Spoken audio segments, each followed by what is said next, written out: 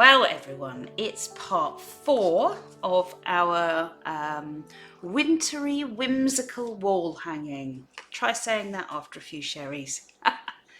And today we're going to make some bunting that is bespoke bunting made only by gnomes and fairies. However, I'm very lucky. They did teach me once how to make it, so I can teach you. And you're not going to need many things, as always, with this little parade of videos that Lucy and I are creating. We're trying to do it on the cheap, so as many low-cost crafty things as you can make.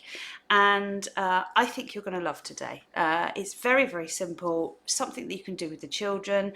Doesn't need a lot of equipment, and I've got some alternatives if you don't have what I've got. So let me tell you what you're going to need straight away.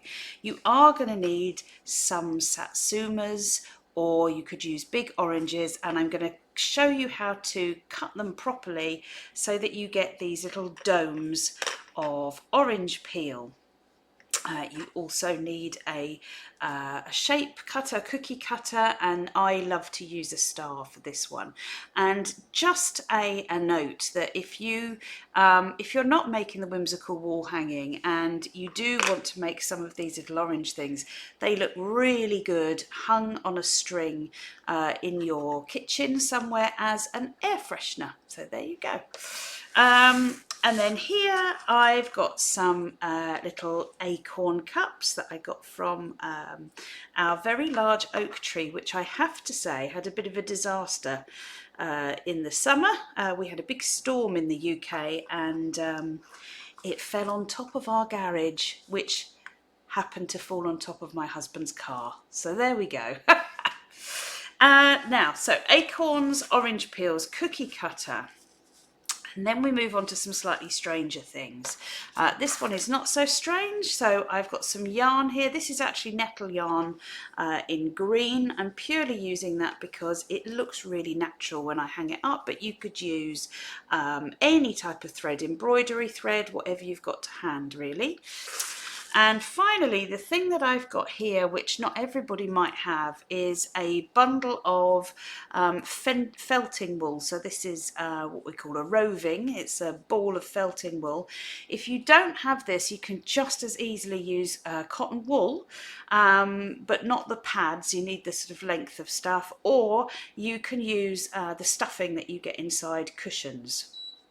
So let me show you what we're going to do, because it's very exciting and it's great fun and very simple. And we're going to start with the oranges first.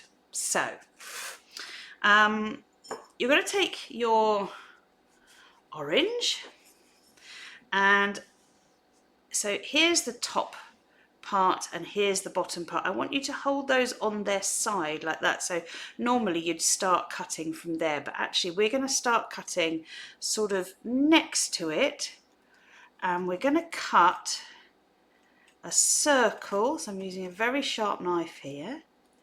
We're going to cut a circle that goes all the way round orange, and then you're going to sort of get your finger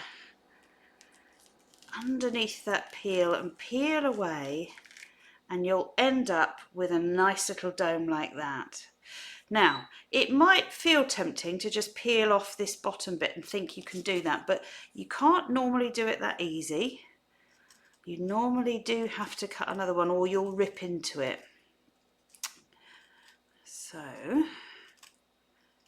let's cut another circle. Finger underneath the skin, pull that off, and then you're left with a little orange ring, which you can take off like so. We don't need that, and of course now you can eat your orange. So we're going to grab our cookie cutter and our little domes of orange, and I'm also going to tell you that you probably need quite a solid book, or even a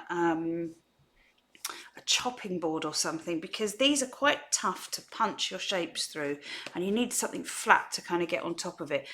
Don't try using a rolling pin, because as soon as you roll it over, the orange peel escapes one way, the cookie cutter escapes the other way. I've tried.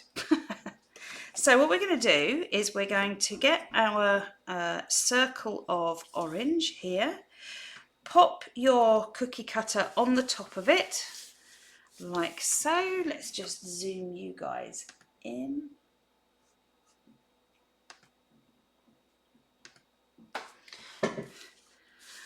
And, you know, you can just push down on it and make sure that it's going to cut out a star.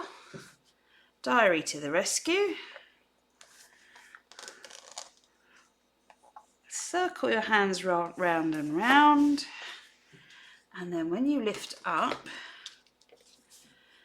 you can pull off the outside layer, which is quite fun anyway. And inside, you'll have a little orange star. Okay, I'm going to do the rest of these, and then I'm going to tell you what to do with them.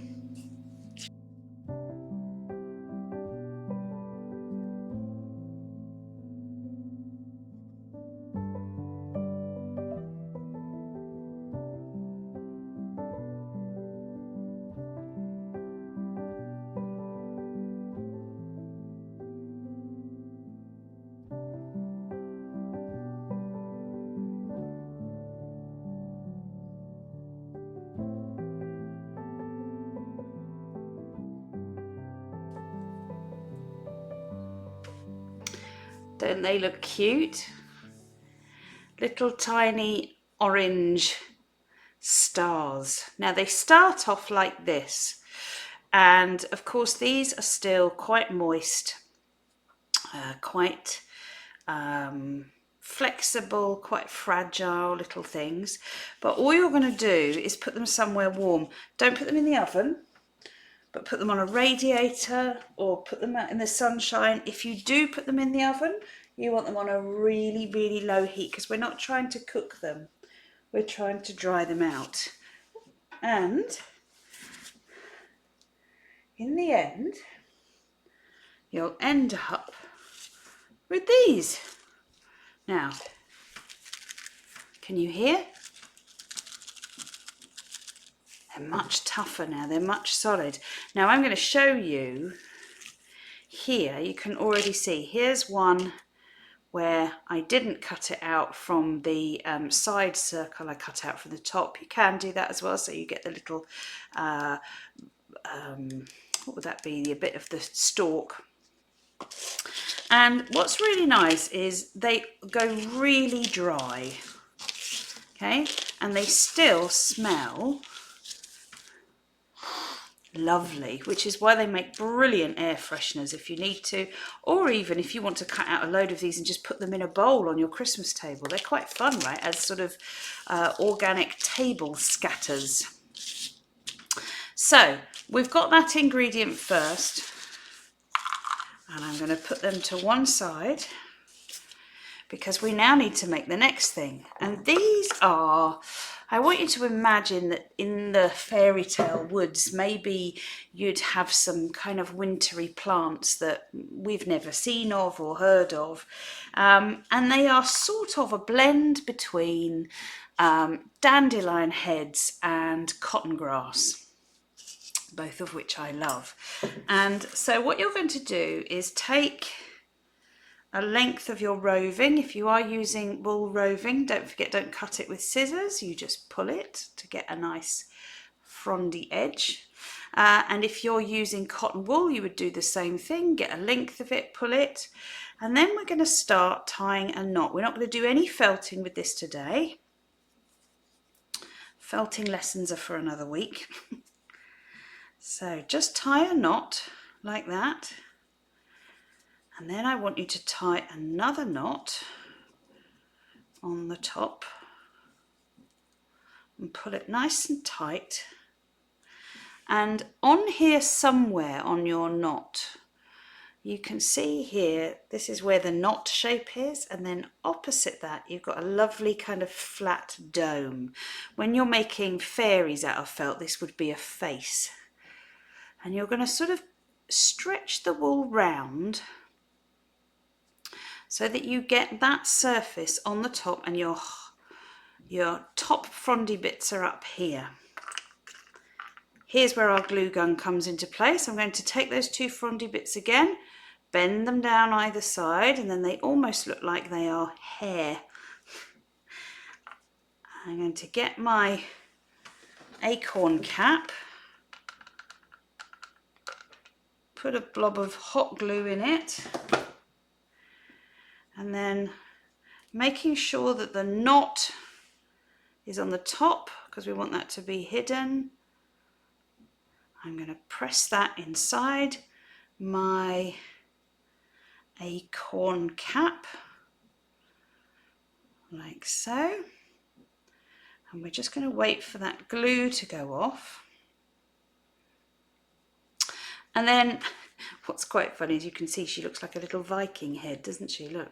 We're going to take these frondy bits now. I'd never normally do this with felt, but on this occasion we're going to cut off those little extra bits, and I'll store those tufty bits for stuffing.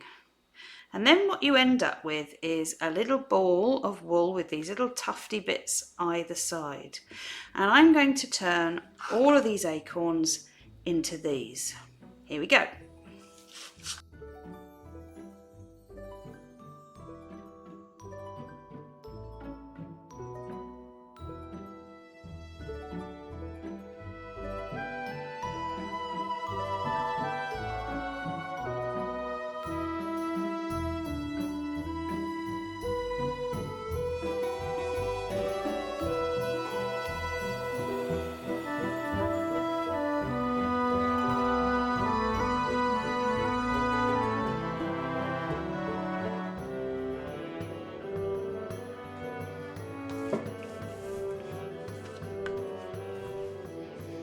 So I have a little bowl full of these little cotton fluffy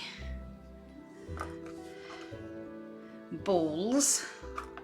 In fact, in the comments, if you can think of a perfect name for these fairy flowers, that would be brilliant.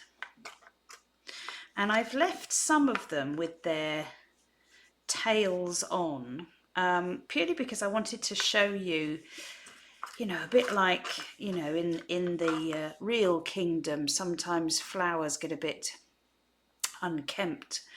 And once this is stuck in quite well with glue, you can sort of thin it out just a little bit. You don't want to do that too much. And then take a small portion, so just a little bit like this. Twist it, hold your tails together, and then twist that round so that you end up with some that have sort of got their little tendrils hanging. Now you don't want to do that with too many because we've already got on our woodland hanging, we've got quite a lot of hanging things, quite big things, so we don't want too many of these, but I just thought it would be fun to just have a couple. So again, I've thinned that out. I'm getting a little bit here, twizzling it round, and then coming underneath the bundle to make a little hanging. Okay, so we've got our little white frondy flowers, which you're going to name for me.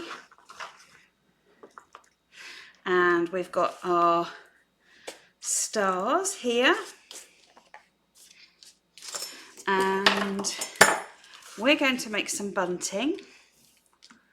And just as a little word of caution, when you do your stars, rather than just adding one tiny bit of glue to the top where it spins, I would suspend the string along the middle here.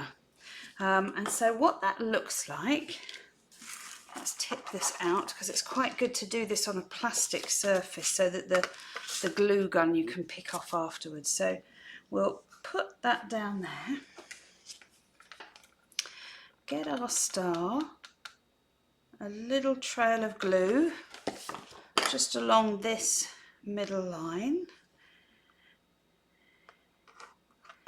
and then stick that on like so.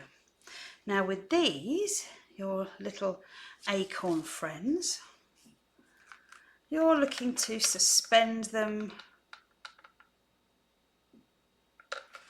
kind of here and there,